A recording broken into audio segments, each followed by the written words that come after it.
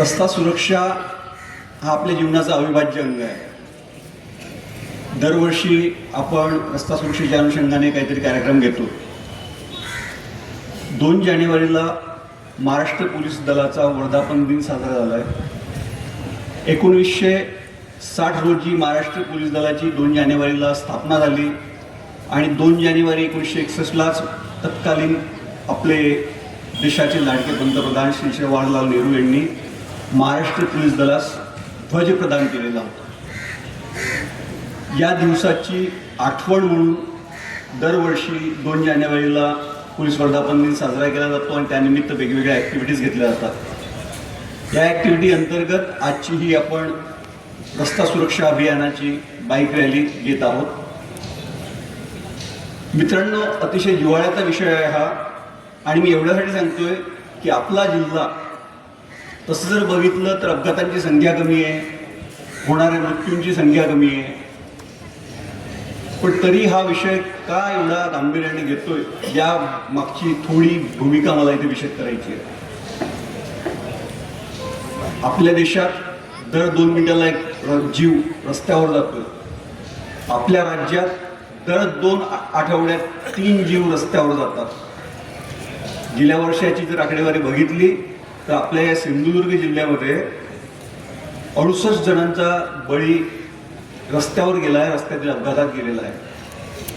ही संख्या जर बघितली तर तशी इतर जिल्ह्यांच्या मानाने फार थोडी, पण मला सांगावाची आपल्या निदर्शन आणून द्यायची इच्छा आहे की आपल्याकडच्या लोकसंख्येची घनता आणि आपल्या रस्त्यावरील वाहनांची संख्या याचा जर विचार केला तर ही 68 वाटणारी रस्त्यावरील अपघातातील बळींची संख्या ही फार मोठी आहे आणि चिंताजनक आहे.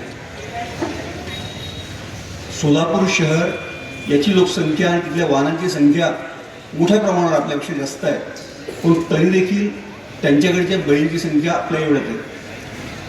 आणि ही बळी का घडत आहेत?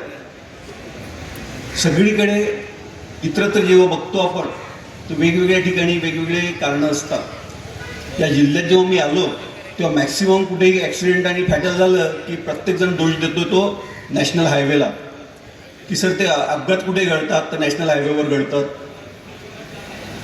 पण चित्र वेगळं आहे. आपल्याकडचे 1/3 अपघात ते बळी फक्त नॅशनल हायवेवर जातात, 1/3 बळी हे राज्य महामार्गावर जातात आणि उरलेले 1/3 हे इतर मार्गावर घडतात. छोटी छोटी आपल्या जिल्ह्यातली जी रस्ते आहेत.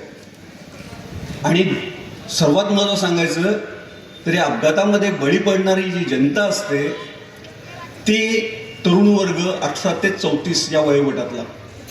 म्हणजे विचार करा, एक तरुण जेव्हा 18 ते 34 वयोगटातला बळी पडतो तेव्हा त्या कुटुंबाला, त्या गावाचा आणि या राष्ट्राचा एक कर्तबगार तरुण आपण गमावलेला असतो.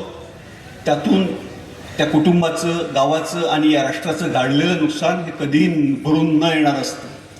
आणि हे जे बळी जातात हे कुठल्या दुर्धर व्याधीने नाही तर फक्त आणि फक्त रस्त्यावरील निष्काळजीपणामुळे. जे अपघात घडतात त्या अपघाताला कारण देखील तसेच आहे.